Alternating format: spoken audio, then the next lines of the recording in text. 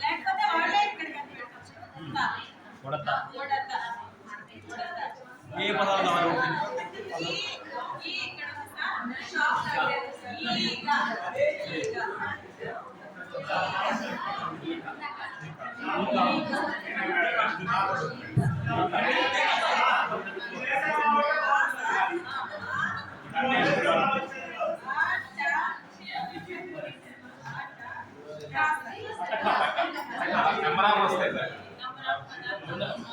గట్టిగా ఒకసారి